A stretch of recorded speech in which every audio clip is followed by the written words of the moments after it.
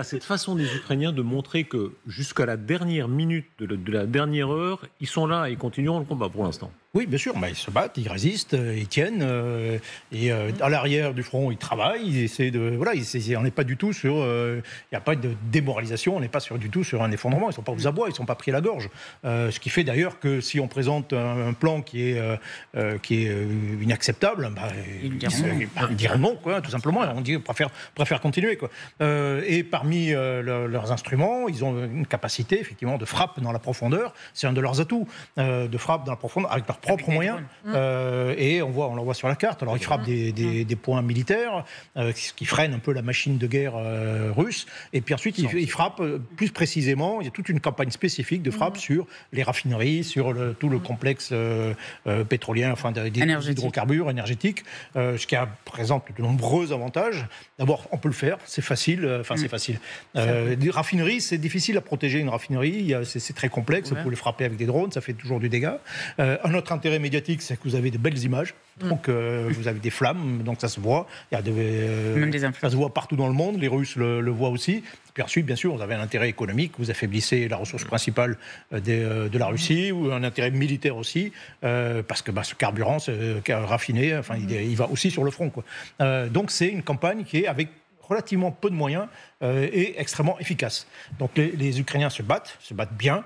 Leur problème, c'est que ils n'arrivent pas, malgré tout, à stopper l'avance régulière, très lente, mais quand même régulière de la Russie. Alors l'objectif, en fait, c'est ça. C'est à partir du moment où on arrive à stopper complètement les Russes, là, peut-être qu'effectivement, Vladimir Poutine sera un peu obligé de dire bon, ok, je ne peux pas aller plus loin, ça ne sert à rien, on arrête. Je ne sais pas où en est le cours du pétrole, mais sauf erreur, il a baissé. Mais ça, pour les Russes, le pétrole est de plus en plus un talon d'Achille. Oui, le cours du pétrole a baissé. D'ailleurs, c'est assez spectaculaire parce que même quand Trump annonçait des choses extraordinaires, qui, dans toute logique économique, auraient dû faire bondir le cours du pétrole, c'est l'inverse. Mais bon, il y a eu aussi les annonces de l'OPEC+, qui ouvraient les quotas de surproduction en fait, qui se sont imposés il y a 2 ans. Donc ça a compensé aussi bien. Et d'ailleurs, dans ces histoires, ce qui est paradoxal aussi, pour ajouter à ce que vient de dire Colonel Goya, c'est que en fait les raffineries en Russie sont tellement touchées qu'avec le pétrole qui baisse, en fait le prix de l'essence à l'intérieur de Russie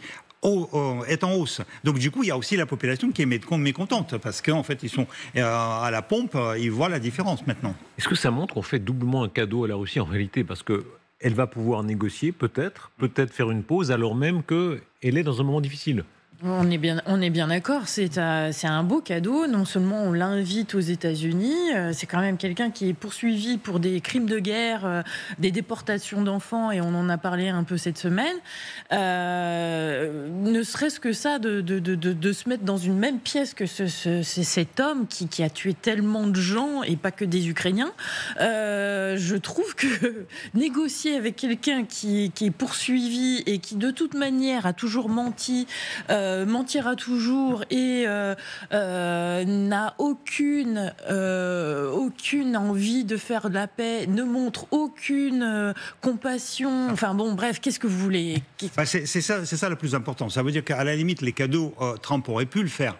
Mais là, il fait les cadeaux d'avance, en fait. Oui. Poutine n'a fait aucune concession. Non, il continue à bombarder l'Ukraine. Il n'a montré rien qui prouve qu'il veut la paix. Et Trump lui offre ses cadeaux. C'est ça. Les bombardements, on l'a vu dans cette région de Saratov, au Tatarstan. On peut faire toute la géographie de la Fédération de Russie.